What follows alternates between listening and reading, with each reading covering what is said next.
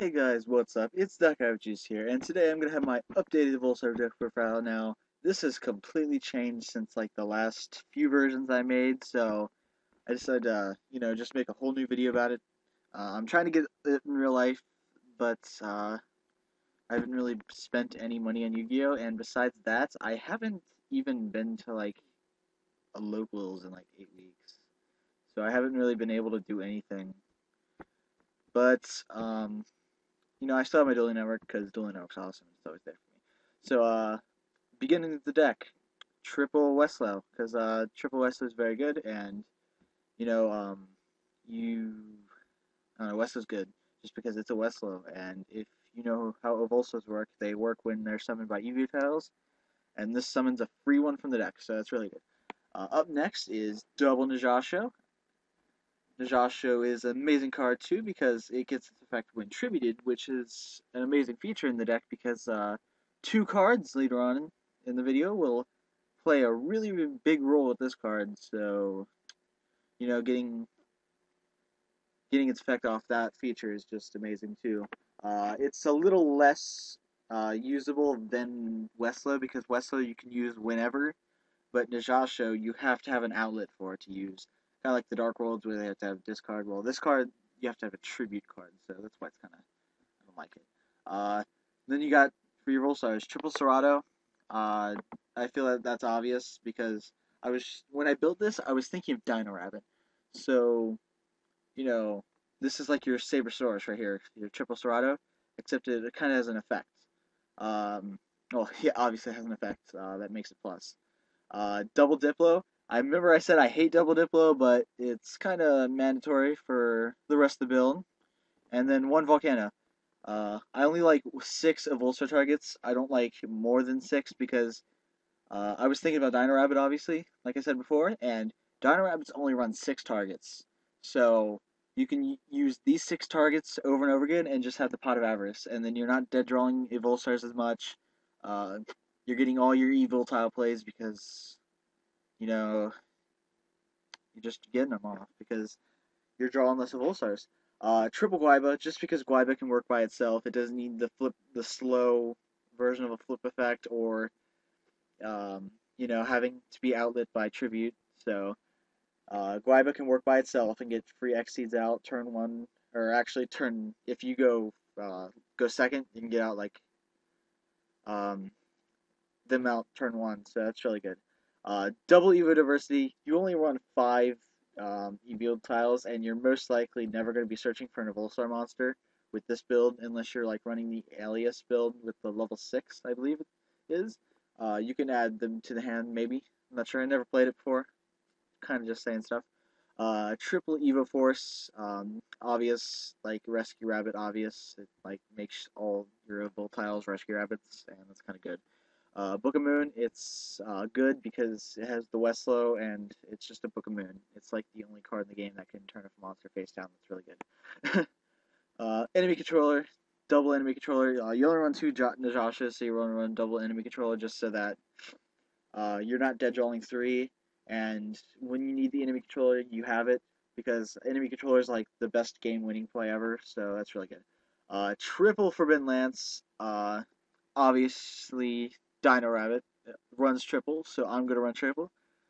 This deck's kind of a net deck in a way, because like uh, kind of just I looked at Dino Rabbit deck profile and I was like, huh, I should run a Volstars like Dino Rabbit, and maybe they'll win more. So triple lance, I kind of feel it's obvious because you're able to go for more Dolkas than Logias with this card, and that's just an amazing card because a lot of decks rely on their monster effects, and double war chariot's really nice. Um, you got your one ofs. You got one dark hole because dark hole's good. You got one heavy storm because I'm not even gonna say this. Monster one obvious. One MST because you had the double Diplos. So that's kind of like three MSTs. And the avarice. So you could maybe get five MSTs out.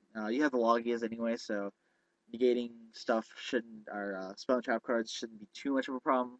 So the one MST is fine. You have the two-sided, so you're all prepared for that.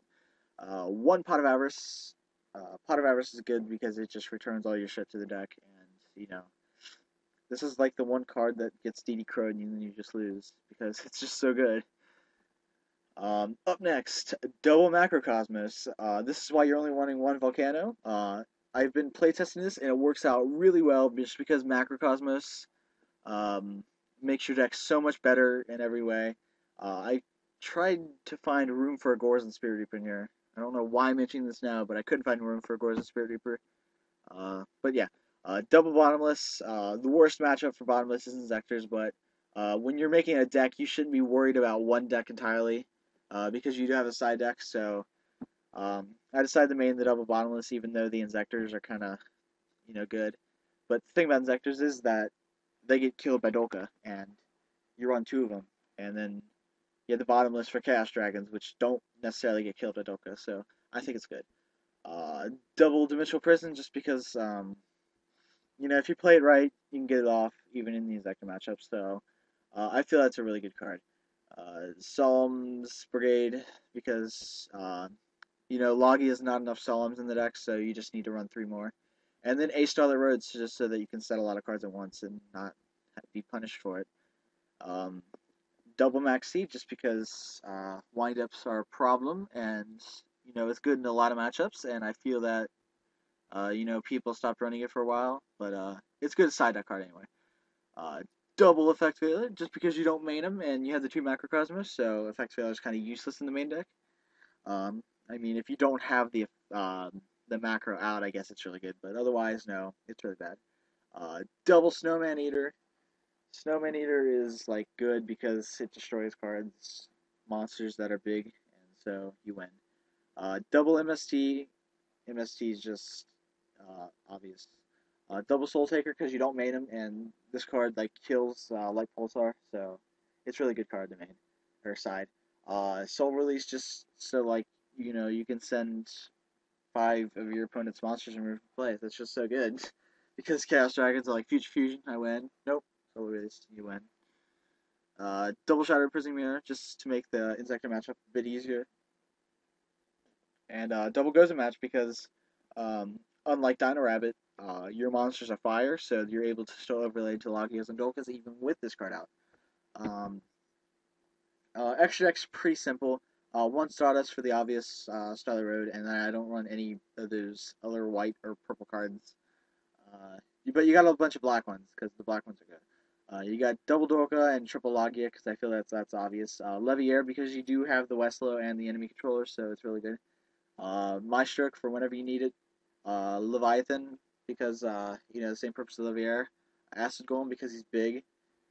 Utopia, because you have the Chaos Utopia. Photon Thingy, because Spirit Reapers are bad, and Marshmelons, if you don't have Dolka out, are really bad, so, you can just win with this card. Zen Mains, because, level 3 still, because those haven't changed. And I like to run Gaia Dragoon because you do have the enemy controller, and I like to have that option in my extra deck just because I think it's really good. Anyway, guys, that's my deck profile. Tell me what you guys think. Tell me what you guys would get rid of for Spirit Reaper or Gore's the Emissary Darkness. But anyway, guys, this is Team Offensive DBZK out.